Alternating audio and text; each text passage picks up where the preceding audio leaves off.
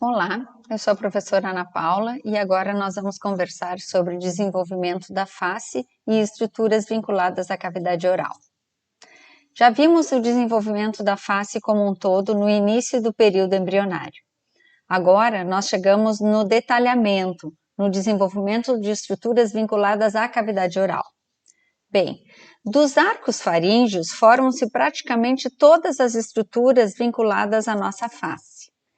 A língua inicia a ser formada a partir da 6ª semana do desenvolvimento, no início do período embrionário, na verdade, na 2ª semana do período embrionário, uma vez que o período embrionário inicia na 4ª semana. Bem, ela ocupa um espaço dentro da cavidade chamada estomoideu. Naquele momento, ela é uma cavidade incomum da cavidade oral e a cavidade nasal. Não existe ainda separação entre as cavidades. Ela começa a ser desenvolvida a partir de uma projeção do assoalho da cavidade estomoideu no momento e começa a ser desenvolvido alguns processos. Um processo mais anterior, que é desenvolvido a partir do primeiro arco faríngeo, e processos caudais do 2º, 3º e 4º arcos faríngeo. Inicialmente começam a crescer 2 brotos linguais, que gradativamente vão se fusionando com os brotos que vêm sendo desenvolvidos lá da região posterior daquele estomoideu. Desta forma, toda a região anterior da língua, esta região aqui, ela tem origem do primeiro arco faríngeo. E a região posterior da língua, esta região aqui, tem origem do 2º, 3º e 4º arcos faríngeos. Com a fusão dessas estruturas, região anterior e região posterior da língua, mantém-se uma cicatriz embrionária, que é exatamente essa região aqui do V lingual. Na região anterior da língua predominam papilas linguais e a região posterior da língua predomina tecido linfóide, que são as amígdalas linguais. A língua, então, apresenta essa cicatriz embrionária. Da mesma forma, essa região central da língua aqui, esta fusão, representa a fusão dos brotos linguais, porque a língua não se forma exatamente de trás para frente ou de frente para trás. Formam-se esses brotos linguais que vão se unindo no meio e caudalmente. Então, nós temos, na verdade, na língua, 2 cicatrizes embrionárias, a cicatriz medial e o V lingual. Então, a língua começa a ser formada na 6ª semana da vida intrauterina. Gradativamente, essa língua, após ser formada, ela ainda está no estomoideu, no centro do estomoideu, e ela impede que o palato que está se formando acima dela se fusione. Para que o palato se fusione completamente, é necessário que a língua rebaixe, que haja um rebaixamento da língua. O rebaixamento da língua é permitido com o crescimento da mandíbula, então de toda a cavidade oral e também da face. Com o rebaixamento, é possível que o palato que está se desenvolvendo se feche. Quem é o palato nessa lâmina histológica aqui? São essas dois processos aqui. Esses são processos palatinos laterais, porque eles estão se desenvolvendo das regiões laterais e precisam se fusionar no meio do céu da boca, mas a fusão só vai ocorrer quando a língua sofrer o rebaixamento. Então, ao final do período só que a língua vai rebaixar e esse processo palatino lateral vão conseguir se fusionar de ambos os lados. Então, exatamente na 6ª semana, ainda estaremos com a língua ocupando a cavidade central do estomoideu. E gradativamente, os processos palatinos vão crescendo, porém eles não se fusionam se a língua não rebaixar. Numa vista interna do estomoideu, então se eu estivesse dentro do estomoideu e estivesse olhando para o teto, o que nós iríamos encontrar? Iríamos encontrar os processos palatinos sendo gradativamente aumentado, se fechando. Então, nós temos aqui o processo palatino chamado de lateral, que nós vimos anterior, e o processo palatino medial. Eles precisam se fusionar. Aqui acima, externamente, nós temos a formação do lábio superior, o lábio inferior está no processo mandibular, e lá em cima, isso aqui que nós vemos, é o septo nasal, que está se desenvolvendo lá acima do estomoideu. Então, por um crescimento acima, lá no teto do estomoideu. Então, o septo nasal está em formação. Já está pronto? Não, não está pronto ainda. Então, esse é o que nós estamos vendo. Neste período, então, que existe o fechamento do estomoideu. Ele inicia, então, na sexta e só vai ser encerrado o fechamento do palato na 10ª semana. Se espera, então, que todo o palato esteja fechado e, com isso, dividindo a cavidade nasal e oral. Reparem que é necessário a ligação desses processos aqui para o fechamento completo do palato. E também é necessário o fechamento desses processos aqui para o total fechamento do palato. Algum erro que ocasione a má formação desses fechamentos ocasionará ou acarretará no que se chama de fenda palatina. E ela tem diferentes graus, vem da mais simples até a mais complexa. Normalmente, isso está completamente fusionado na 10ª semana. É esperado que já tenha ocorrido a fusão completa dos processos palatinos.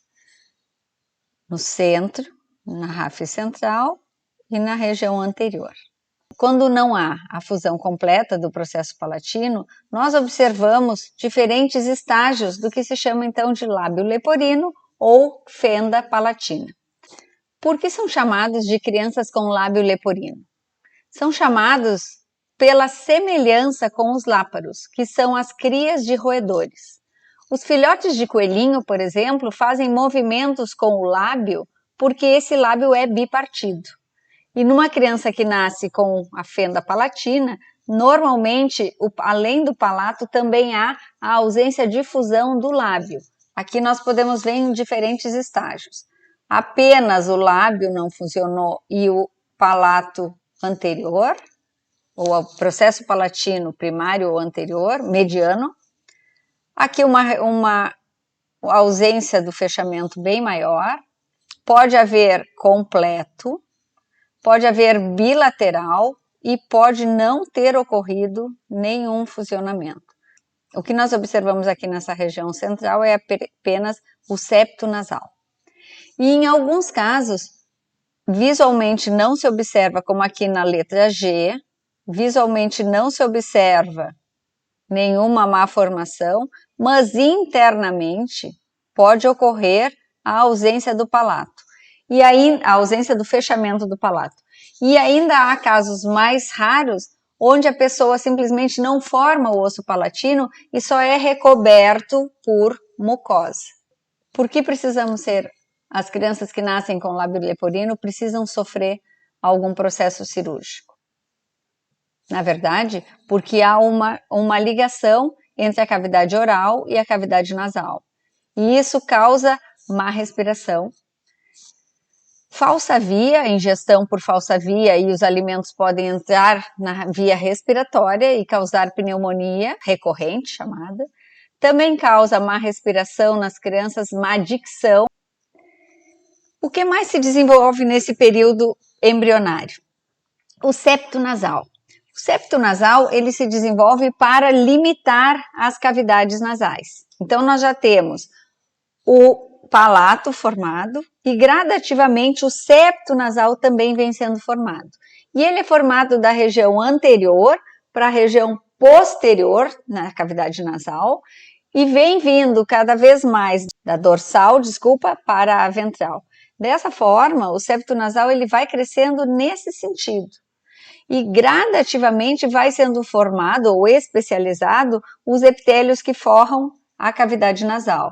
São eles o epitélio respiratório e também o epitélio olfatório, que fica exatamente aqui na região superior das coanas nasais.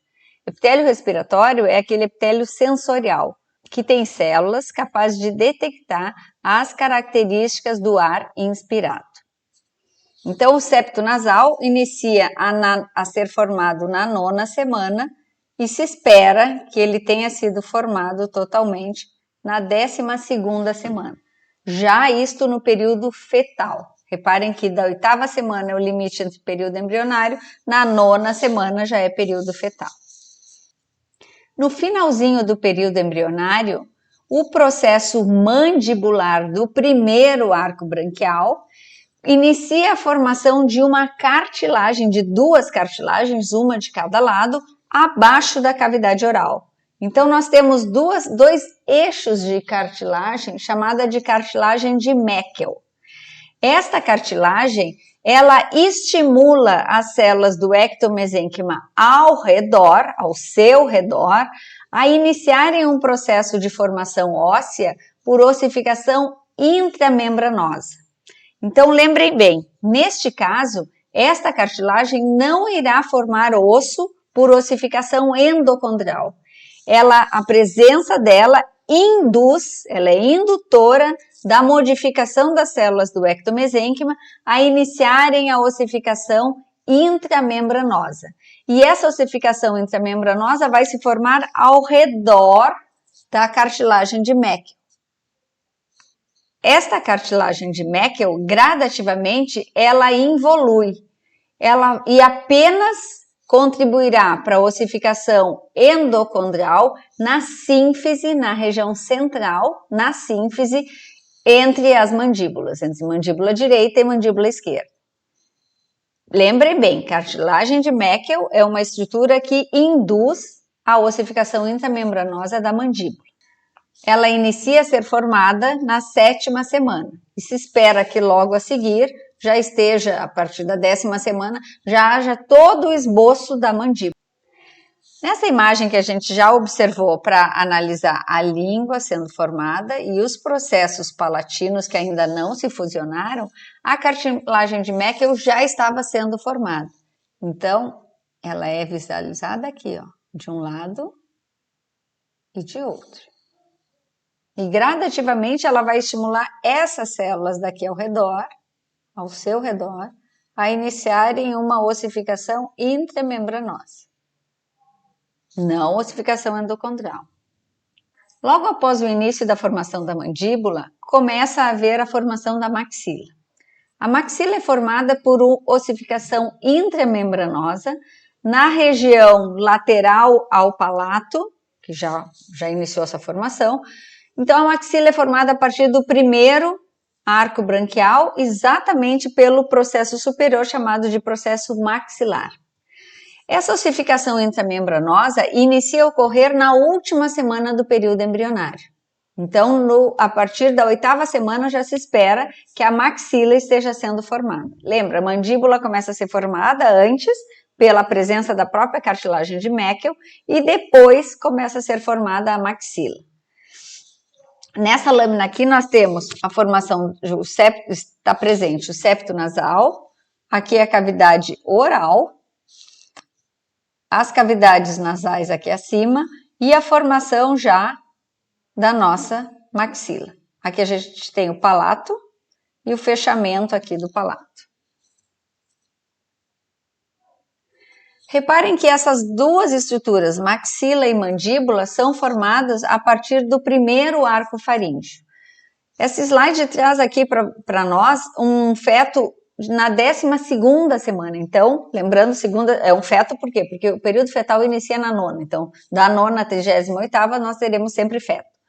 Nesse estágio, já é observada a formação dos centros de ossificação primária, inclusive da maxila e da mandíbula. Lembrando, primeiro a mandíbula é formada e logo na semana seguinte a maxila.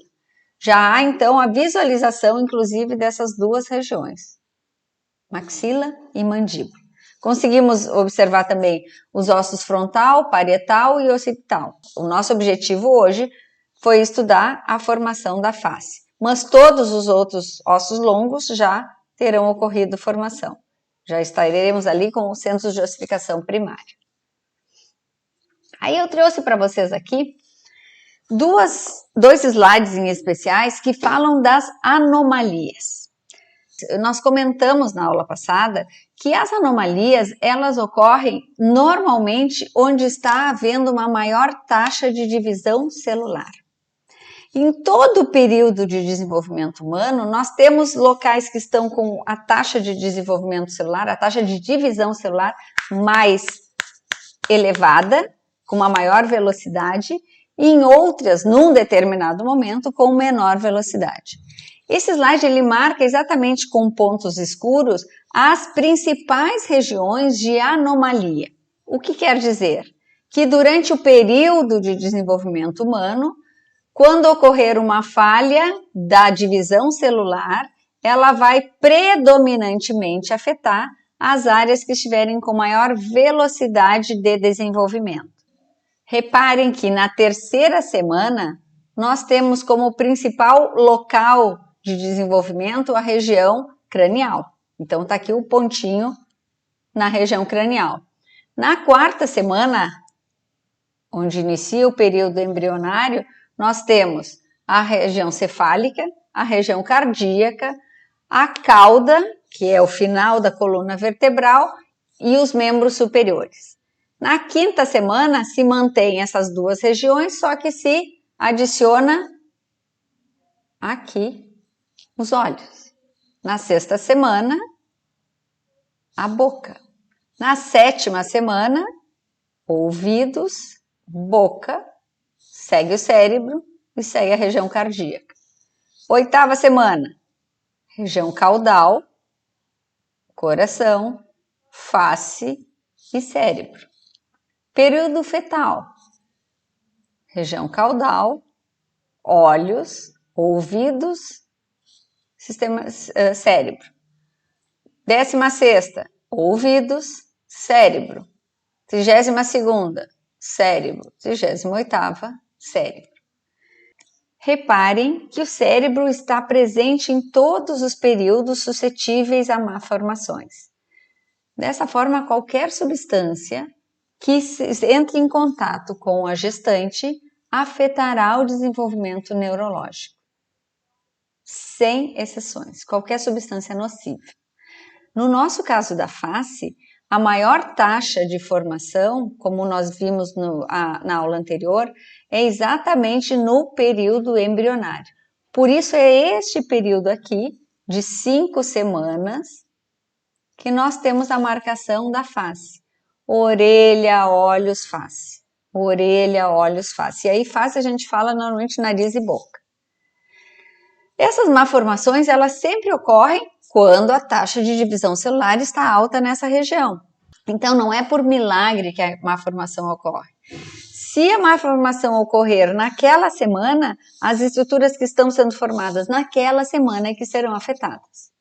Se vocês lembrarem do Zika vírus, que é o vírus transmitido pelo Aedes aegypti, vão também relacionar com a ocorrência de microcefalias. Qual é a mágica disso? Qual é o motivo da ocorrência de microcefalia?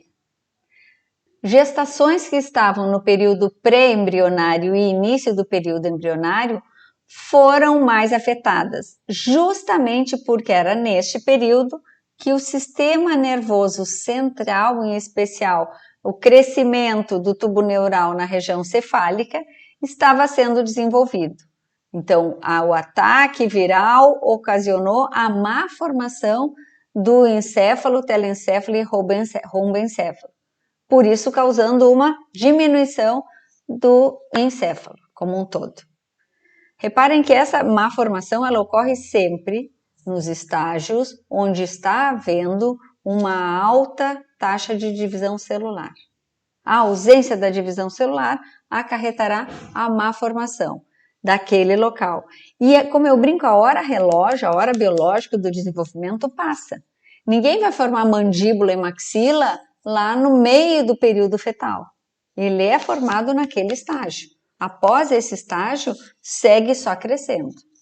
Então, dessa forma, essas estruturas, vocês vão conseguir relacionar alguma malformação ao estágio, à tabela de crescimento daquele estágio. Se ocasionou uma malformação da face, é no estágio da formação da face que algum erro celular interno, intrínseco do próprio concepto ou externo, que a mãe tenha sido submetida, vocês vão poder ficar com essas duas opções, mas sabendo o que ocorreu naquele período. Tá certo?